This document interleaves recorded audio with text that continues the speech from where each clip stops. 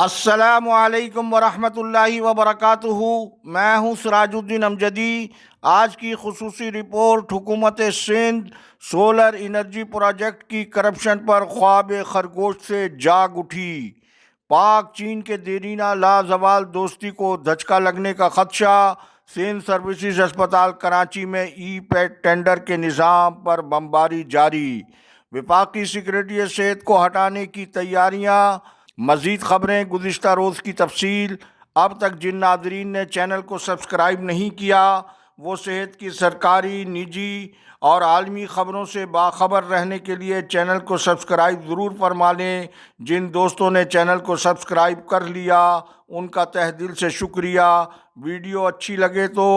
Corruption کو کمزور کرنے کے لیے لائک اور کمنٹ سیکشن میں اپنی قیمتی رائے سے ہماری رہنمائی بھی ضرور فرمائیں۔ ناظرین کرام، کیا پاکستان پیپلز پارٹی کرپشن کو ریگولرائز کرنے کے بعد وہ اب اس تباہ کن معاشی سماجی بیماری کا شافی علاج کرنا چاہتی ہے، جس کی تازہ ترین مثال ہمارے ہر دل عزیز قابل احترام ساتھی ارباب چانڈیوں کا حالیہ وہ ویلاگ ہے جس کا عنوان 3 بلین فراڈ کیس میں پیش رفت ہے، جس میں انہوں نے یہ بھی بتایا کہ لوگوں کے ساتھ فراڈ ہونے کے ساتھ ساتھ حکومت سے کیسے فراڈ ہو رہے ہیں۔ دلچسپ بات، انہوں نے اس ویلاگ میں فراڈ کرنے والی کمپنی کو یہ سوچے سمجھے بغیر ایک سے زائد بار اس کمپنی کا نام لیے بغیر پہلے کہا کہ اس کمپنی کو بلیک لسٹ کر دینے کی سفارش کر دی گئی ہے، اور آگے چل کر کہا کہ اس چائنیز کمپنی کو بلیک لسٹ قرار دے دیا گیا ہے۔ ارباب صاحب نے بے ربط جملوں سے خود ہی اپنے اس ویلاگ پر سوالات کھڑے کر دیے ہیں۔ یہاں سب سے حساس بات پاک چین قدیم دوستی، جسے کوہ ہمالیہ تک لے جانے میں سابق وزیر خارجہ اور وزیر اعظم ذوالفقار علی بھٹو کا کلیدی کردار ہماری قومی سیاسی تاریخ کا اہم روشن باب ہے، لہذا کمپنی کا نام لیے بغیر کسی شفاف تحقیقات کے عامیانہ طریقے سے چین کی کمپنی پر چین سے سامان لانے کے بجائے گجرانوالہ سے سامان لینے کے سنگین الزام کے خارجہ سطح پر اس کے کیا منفی اثرات مرتب ہو سکتے ہیں، اس کا انہوں نے خیال ہی نہیں رکھا، جبکہ حقائق اس کے برعکس ہیں کہ مذکورہ کمپنی جس کا تعلق دبئی سے ہے، ٹینڈر میں وہ کامیاب ہوئی، اسے ٹینڈر کرنے والوں نے پلی بارگیننگ کے ذریعے باہر کر دیا اور اس کی جگہ خواجہ صاحب کی کمپنی کو انڈکٹ کر دیا گیا۔ یہ پاکستانی کمپنی کب سے اور کیسے چین کی کمپنی ہو گئی؟ سندھ میں گندم کے مبینہ اسکینڈل کے بعد سولر انرجی کا اسکینڈل پہلے اسکینڈل سے مزید ہائی پروفائل ہے۔ پھر اس حوالے سے وزیر اعلیٰ سندھ سید مراد علی شاہ کے اجلاس میں سابق وزیر توانائی کی غیر حاضری سمیت سپرا کے ایم ڈی کی عدم موجودگی نے تو مزید سوالات کھڑے کر دیے ہیں، جس پر ایل ڈی این کی تحقیقات میں جیسے ہی کوئی پیش رفت ہوئی انشاءاللہ اس سے بھی ہم اپنے ناظرین کو ضرور آگاہ کریں گے۔ ناظرین کرام، 16 دسمبر کو سندھ کابینہ کا اجلاس طلب کر لیا گیا ہے، جبکہ سندھ پبلک اکاؤنٹس کمیٹی کے سیکریٹری خان محمد رند کو ان کے عہدے سے ہٹا دیا گیا ہے۔ واضح رہے کہ پبلک اکاؤنٹس کمیٹی میں گزشتہ 4 سالہ آڈٹ اعتراضات کے حساس معاملے کو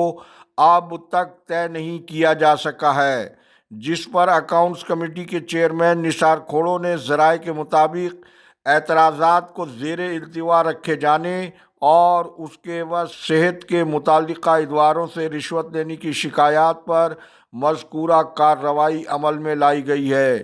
جس میں صوبے کے بڑے اسپتالوں کے معاملات سمیت ضلع شرقی کراچی کے اکاؤنٹنٹ کا معاملہ سر فہرست بتایا جاتا ہے، جبکہ دوسری جانب جمعرات کو چیف سیکریٹری سندھ سید آصف حیدر شاہ سندھ ہائی کورٹ آئینی بینچ سکھر میں صحت و تعلیم اور ہائی ویز سے جاری سماعت میں ذاتی طور پر پیش ہوئے۔ عدالتی سماعت کے بعد صحافیوں سے گفتگو کرتے ہوئے چیف سیکریٹری نے کیا کہا، वीडियो मुलाहिजा फरमाएं। अभी चीफ सेक्रेटरी आप क्या समझ रहे हैं कि सिंध हुकूमत फेल्यूर है, इदारे काम नहीं कर रहे हैं? यहाँ पे हाई कोर्ट में हमने आदात शुमार से सुना है तालीम तबाह है, सेहत तबाह है, नेशनल हाईवे तबाह है, यहाँ तक कि दीगर जो मामलात हैं उसमें भी कंप्लायंस नहीं होती या अख्तियार नहीं है अफसरान को। गवर्नमेंट तो चल ही रही है ना जी, बड़ी सारी चीज़ें हो भी रही हैं। कोर्ट में तब आते हैं जब कोई पिटिशनर कोई मामला लेके आता है, तो वो पिटिशनर का भी हक है, अदालत का भी ज़ाहिर है इस तक आके उस पर नोटिस लेना। और इस गवर्नमेंट जो चल रही होती है उसमें ज़ाहिर है कोई चीज़ डिले होती है, कोई सही नहीं भी होती। आपने एजुकेशन का मसला बताया, हेल्थ का बताया, हम भी उसका नोटिस लेते हैं, चीज़ें ठीक करते हैं। किसी को शिकायत होती है, अदालत भी नोटिस लेती है। इसका मतलब ये नहीं है कि गवर्नमेंट काम नहीं कर रही है, गवर्नमेंट फेल हो गई है। अब हर दौर में हर जगह पे कोर्टें भी पॉइंट आउट करती हैं, आप लोग पॉइंट आउट करते हैं। कुछ चीज़ें अच्छी होती हैं, कहीं खामी होती है, तो हर जगह से पॉइंट आउट होती है। हमारी जिम्मेदारी है कि जितना गुंजाइश हो उसको। आपने वीडियो मुलाहिजा फरमाया। इस मौके पर सेक्रेटरी से सिंध रिहान इकबाल बलोच भी मौजूद थे। नाजरीन कराम, नर्सिंग कौंसिल के तरमीमी एक्ट को नाफिज अमल हुए तकरीबन 2 माह से जायद मुद्दत गुजरने के बावजूद कानून पर ताहाल अमल दरामद न होने के बाइस विफाकी वजारत सेहत की जानिब से ज़राए के मुताबिक मौजूदा विफाकी सेक्रेटरी सेहत के तबादले का उसूली फैसला कर लिया गया है, जबकि डीजी हेल्थ ऑफिस हैदराबाद में वैक्सीनेटर अतीक अहमद, जिन्हें गुज़िश्ता रोज़ सालों से खिलाफ कानून तैनात मुलाजिम को रिलीव करके उन्हें उनकी असल असामी पर भेज दिया गया था, अब यही अतीक अहमद को चंद रोज़ पहले ज़बानी हुक्म पर गुज़िश्ता रोज़ डीजी हेल्थ के दफ्तर में दोबारा तैनात कर दिया गया है और उन्होंने इस्टेब्लिशमेंट ब्रांच का मुकम्मल चार्ज फिर संभाल लिया है। ये इक़दाम जो न सिर्फ सुप्रीम कोर्ट ऑफ पाकिस्तान के हुक्म की खिलाफ वर्जी है, बल्कि मज़कूरा इक़दामात को देखते हुए पोलियो के ख़ात्मे का ख्वाब वादी महरान में नाताबीर होने वाला बन चुका है। नाजरीन कराम, सिंध सर्विसेज अस्पताल कराची, जहां सरकारी महकमों के मुलाजिमीन को आजकल ब्लड प्रेशर, शुगर और इमराज क़ल्ब, एंटी एलर्जी, एंटीबायोटिक जैसी लाजमी दवाएं दस्तियाब नहीं है, वहीं ओपीडी में आने वाले मरीज़ों को तशख़ीसी सहूलियात में सिर्फ सीबीसी, कोलेस्ट्रोल और यूरिन की तशख़ीसी सहूलियात के अलावा CT scan, calcium, mammography, thyroid,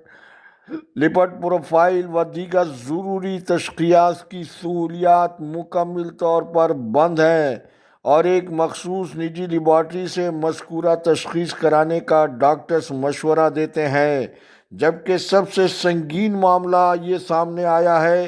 कि खिलाफ कानून अकाउंट ऑफिसर वहाबुल्लाह यूसुफानी ने ज़राए के मुताबिक ऐसे इंटरप्राइजेज नामी अपनी मनपसंद कंपनी को लोकल परचेज मेडिसन का टेंडर दिलवाने के लिए न सिर्फ तातील के रोज़ इतवार को दफ्तर अपना बाकायदा खुलवाया, बल्कि तमाम मातहत अमले को तलब किया और ई टेंडर की शराइत व ज़वाबित पर पूरा न उतरने वाली कंपनी के नुमाइंदे एहसान की सीसीटीवी फुटेज लीक होने के मामले पर न सिर्फ बहुत बरहमी का इजहार किया, बल्कि इसके मुख्तलिफ पहलुओं पर गौर व खौज करके अपने मातहत अमले से कहा कि इस बात का सुराग लगाया जाए कि ये सीसीटीवी की फुटेज कैसे लीक हुई है।